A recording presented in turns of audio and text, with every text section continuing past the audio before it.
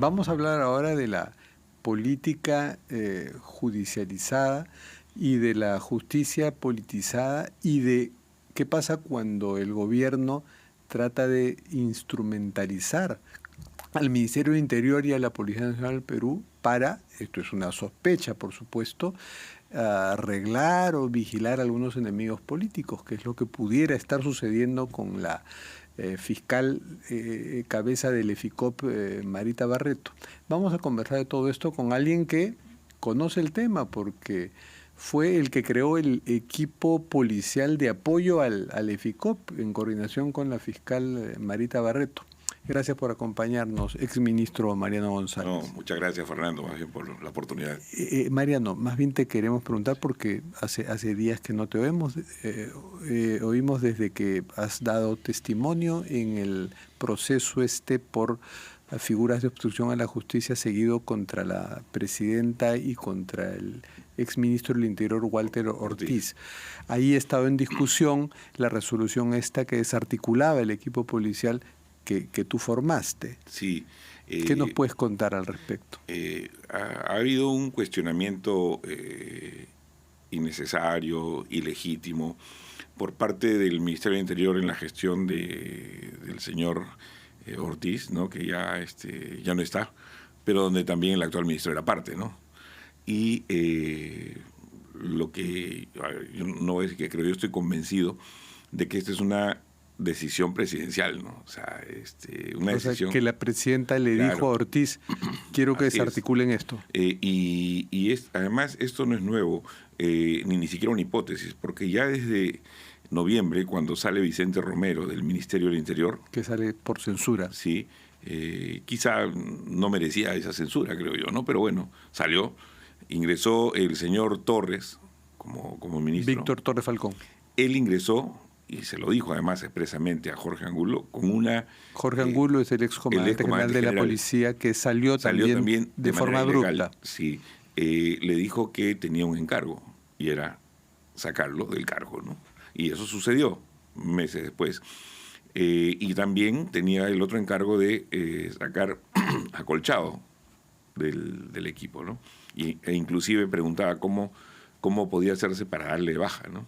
Ahora, cuando esto se les pregunta, como yo lo he hecho al ministro Juan José Santibáñez, también lo he hecho a Víctor Sanabria, que es el nuevo comandante general de la policía, dicen, pero sin embargo, si ustedes dicen que esto se hizo para evitar la captura, la detención del hermano de la presidenta Nicanor Boluarte, pero sin embargo la policía apoyó ese operativo fiscal.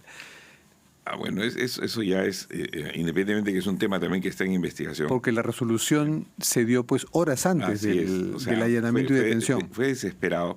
Y además, ¿por qué sostengo que es una decisión presidencial? Porque como te contaba que desde el principio de la gestión de Víctor Torres ya venía esto armándose, en el momento que Angulo como comandante general, es notificado por la misma presidenta Boluarte de que tiene que irse, él le dice, señora, esto es ilegal. Y ella le dice, yo asumo las consecuencias. Primera parte. Luego... Es testimonio que estás compartiendo de... Sí, no, además ha sido... Lo ha dicho, sí, creo que nos lo ha dicho. Sí, sí. Y lo otro es que sacando a Angulo, retirando a Angulo del cargo, era menos difícil, o más fácil, era más vulnerable el equipo especial, ¿no? Porque Angulo y todo su comando, ¿no? Toda la plana mayor de la policía, se habían puesto al frente, se habían puesto en sus 13 y no dejaban que haya un manoseo político, ¿no? Bueno, en realidad se dice que tú creaste el equipo de apoyo, el equipo policial de apoyo al EFICOP, pero recuerdo el documento que lleva tu firma, también lleva la firma de Luis Vera Llerena, comandante general de la policía en ese momento. Comandante general de la policía y además del director de asesoría jurídica del Ministerio del Interior, que hoy es viceministro de Justicia, ¿no? Ya, sin embargo, dicen que esa resolución está mala, no tiene algunos requisitos. Si esa resolución estuviera mala, el señor que era director de asesoría jurídica no sería viceministro hoy, uno. Si esa resolución era mala, no se hubieran hecho actos inclusive posteriores en las demás gestiones, no solo de convalidación, sino también con sendos documentos, independientemente de las resoluciones, documentos administrativos y de gestión entre el ministerio, entre la policía y el equipo. Ahora, cuando uno quiere encontrarle pues los tres pies al gato y una falla, una erosión, se la va a encontrar. Poniendo entre comillas, dentro es un tema Armani. De la papelería nacional es bien fácil encontrarle una objeción a un documento. Lo que pasa es que el descaro, porque no hay otra palabra, el descaro con el que actúa el gobierno de Boluarte respecto a este tema, a otros también, pero a este tema concreto, es tal que no tienen ninguna delicadeza. Los mismos ministros de esa gestión de Boluarte hicieron cambios en el equipo. Es decir, redujeron de 4 componentes a 2, cambiaron a 2 coroneles por otros 2, retiraron a 2 coroneles y nunca se dieron cuenta que había algo malo. Hablemos del reglaje de Amarita Barreto, que ella fue a una comisaría a hacer una denuncia. ¿Es lo atinado cuando pasan estas cosas? Tip para un ciudadano que de pronto ve que lo siguen, ir a una comisaría a hacer una denuncia. Ahora, es lo que es recomendación de es lo que debería hacerse. Ministro. A mí me ha pasado y no lo he hecho, no lo hice porque realmente ya era escandaloso, ¿no? O sea, pero más allá de ello, es que no es un hecho aislado. Hoy nos dicen que es una coincidencia, que eran policías del Callao que estaban haciendo un trabajo probablemente de seguimiento a un, como le dicen ellos, a un objetivo, ¿no? Pero, a ver, coincidencia lo de Marita Barreto. Volvemos nuevamente a Angulo. Coincidencia lo de Jorge Angulo, que también fue víctima de seguimiento. También. Coincidencia lo del contralor Nelson Schack, que también fue víctima de seguimiento. Coincidencia lo de Beto Ortiz, que también fue víctima de seguimiento. Y además, al parecer los periodistas de su programa tuvieron acceso a una nota, a un informe, ¿no? O a una fuente que les expresaba que eran otros periodistas también que eran víctimas de seguimiento. Entonces, esto no puede ser coincidencia. Y cuando un presidente con esas malas costumbres o con esas paranoias quiere que sigan a sus posibles enemigos de todos los ámbitos, ¿en quién recurre primero? ¿A quién recurre primero? ¿A la DINI, a su ministro del Interior? No debería pasar eso, para empezar. Pero si estamos hablando en un terreno entre la hipótesis de la realidad y algo teórico. Es que un hecho podría ser, cosa que no creo, podría ser coincidencia.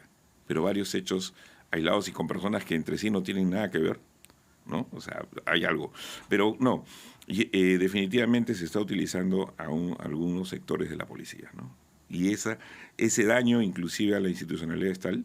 Yo estoy seguro, he conversado con algunos miembros de la policía en off y están no solamente descontentos, sino incómodos porque sienten que hay una utilización, un manoseo, ¿no? de político de la policía, ¿no? Inadecuado y que no se debería permitir, ¿no? Se puede tener discrepancias en el ámbito político, pero no manosear de tal manera a la policía, ¿no?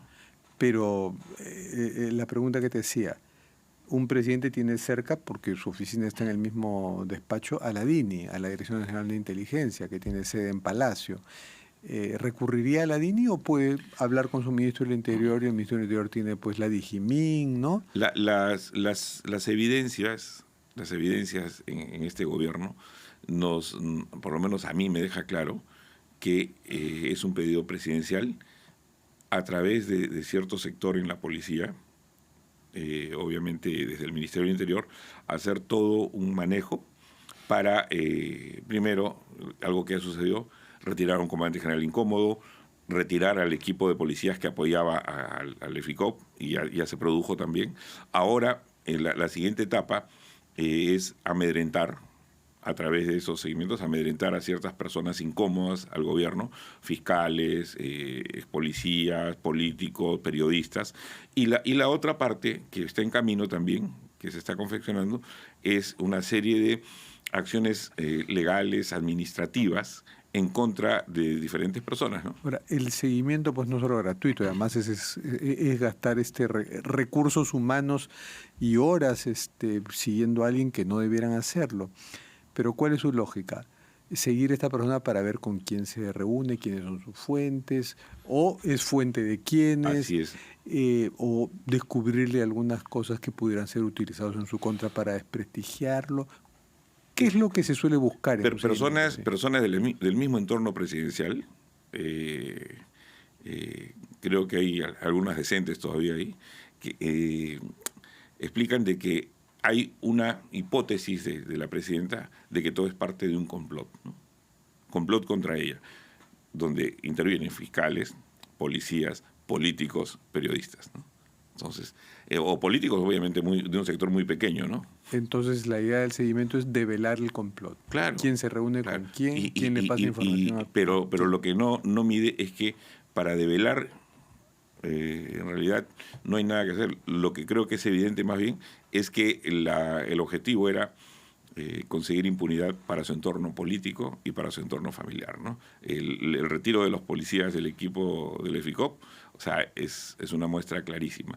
El prácticamente presionar al jefe de la DIVIAC, Moreno Panta, es otra, ¿no? Y así podemos tener tales así que por eso se Y sí, por eso no olvidemos, ¿no? Sí. Esa reunión extraña, que un presidente llame pues al jefe de la DIVIAC, llama pues al ministro del Interior, Así eventualmente al comandante general de la claro. policía, que ya es innecesario, Sí. ¿no? Es mejor llamar al ministro, que es Claro. el encargado político del sector. Y no hay complot, ¿por qué? Porque yo creo que es la misma presidenta Boluarte quien está dañando la institución presidencial, ¿no? Ahora, es bien difícil que pueda lograr impunidad para su hermano, ¿no? Porque está muy enredado, muy comprometido con todas las evidencias que han sido trabajadas por varias unidades de investigación Así hace es. tiempo. La Fiscalía ha recogido ya Y varios medios de comunicación también, ¿no? datos muy ricos de las unidades de investigación, Sí. y ha hecho su propio trabajo. Sí, lo que creo que debería producirse, pero bueno, ya cada día la esperanza de que eso se dé es menor, es una salida ordenada, ¿no? Y democrática. O sea, aún en esta crisis, lo que tendría que hacer Dina Boluarte como jefa de Estado es convocar a las fuerzas políticas y conversar y hasta encontrar una salida política. Porque que se vaya o que no se vaya, por mí que se vaya mañana. Bueno, acá siempre les Claro. preguntamos a los líderes políticos del Congreso y de los partidos si conversarían con la presidenta y tienen una agenda en concreta para tratar, O sea, y te responden vaguedades. No, yo lo que creo que No hay que una tratar... voluntad de ese acuerdo. El problema principal hoy en el país tiene dos caras. Uno es la inseguridad, que es galopante, estamos a niveles muy preocupantes y alarmantes, y el otro es la economía, ¿no? Obviamente que tiene que ver con el crecimiento de los índices de pobreza, con las economías criminales, que tienen que ver también con la seguridad. O sea, está entrelazados los dos temas. Y mientras que ella está más preocupada con todo su entorno, y también sus ministros, en protegerla, prácticamente son como voceros y abogados también de ella, ¿no? Si esto de la demanda competencial, pues de alguna forma ha hecho que todo el gabinete se compre la defensa jurídica de la presidenta. Están distraídos, están más preocupados en defenderse de las investigaciones y dañar inclusive las investigaciones en gobernar, ¿no? Pero investigaciones que no recaen en los ministros, porque ¿qué ministro está comprometido? Lo que pasa es que... Ninguno. Exacto, los ministros en realidad están teniendo errores alarmantes, pero directamente, salvo en el caso de Interior, que sí hay decisiones que tienen que ser y ya están siendo investigadas por la Fiscalía de la Nación. El del Interior, ¿no? Sí es, ¿no? Entonces, es más que un vocero, pues porque ya está implicado por lo menos en esa resolución. Claro, y también probablemente en el tema de los seguimientos, ¿ah? O sea... Pero, perdón, el actual ministro Juan José Santibáñez no es responsable de esa resolución, ¿no? Entonces él no está comprendido. No. Él no ha firmado ningún documento aún, ¿no? Pero podría comprometerse en las investigaciones que se abran sobre los reglajes. Así es. Y en todo caso, habrá que ver también qué cosa es lo que dice el señor Ortiz y también el señor Torres, que también está siendo investigado. No nos olvidemos. Cuando digan si la decisión fue de ellos. La decisión de apartar a Jorge Angulo de la Comandancia General también dio lugar a una carpeta fiscal. Pero hay una cosa extraña, se la preguntaba yo al primer ministro Gustavo Adriancén y me da una respuesta que son razones personales la renuncia de Ortiz. pero si Ortiz renuncia pocos días después de la resolución esa controversial, uno entiende que su renuncia es como pagar su responsabilidad política en algo que el gobierno está asumiendo que fue un error. O quizás era algo que a sabiendas que estaba mal se hacía, ¿no? Que creo que es lo que ha sucedido. Yo creo que desde el principio... Entonces, o sea, la renuncia de Ortiz, sin que sepamos las razones exactas, confirma que el gobierno siente una responsabilidad por algo que estaba incorrecto. Sí, pues, o sea, evidentemente yo creo que el señor Ortiz hoy debe estar lamentándose, digamos, de haber firmado ese documento, ¿no? Pero bueno, será él quien aclare su situación ante el Ministerio Público, ¿no? Pero la cosa sigue, digamos, complicándose, ¿no? Porque, mira, primero fue el equipo, luego Angulo, o viceversa, luego ahora los seguimientos. ¿Qué más vendrá? En tu declaración en la Fiscalía como testigo, el Sí. testigo no está sometido a reglas de conducta, ¿quiénes estaban presentes? Nosotros conversamos con el doctor Luis Portugal, el nuevo abogado de la presidenta, y nos dio una impresión como que no habías dicho nada comprometedor. A ver, lo que sucede es que yo soy político, yo no he ido como abogado de nadie, ¿no?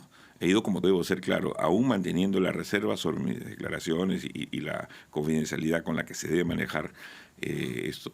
Lo que sí puedo decir, claro que hemos dicho y hemos dicho bastante, ¿no?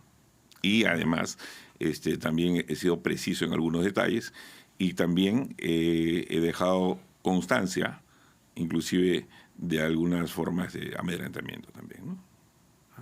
Personales Claro o que que sí, tú o sea, conocías de terceros. Sí, o sea, ojo, a mí no me va a callar, ¿no? Y tampoco por quedar bien con alguien vamos a cambiar de tono.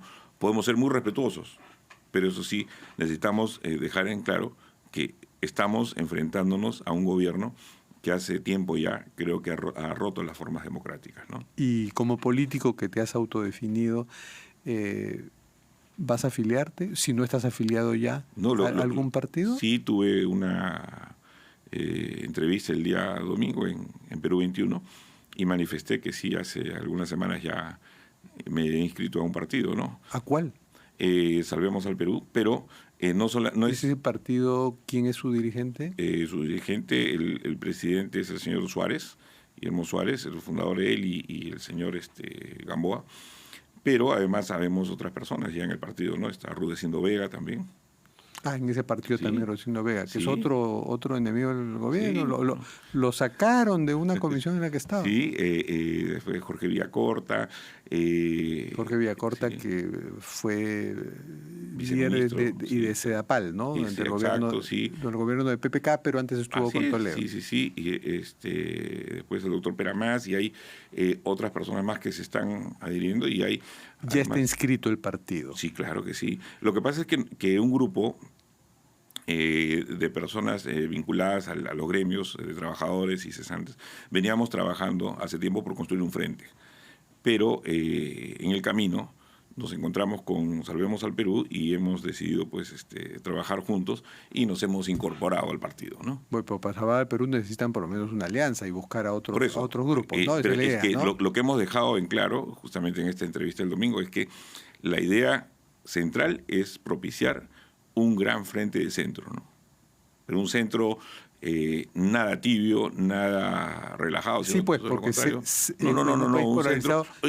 Centro suena ni ya ni nada. No. Lo que pasa es que decimos centro, no porque sea tibio, al contrario, porque hay una gran fusión de gente que viene desde el progresismo, de la centroizquierda, y gente que viene inclusive de la derecha liberal. Entonces estamos tratando de encontrar una unidad. Un centro con energía y con la voz en alto. Una unidad programática, y eso sí, con varias tareas, pero con prioridad en la seguridad, ¿no? Y con prioridad también en la anticorrupción. Bueno, muchas gracias. Gracias, Mariano Fernando González, político, exministro del Interior.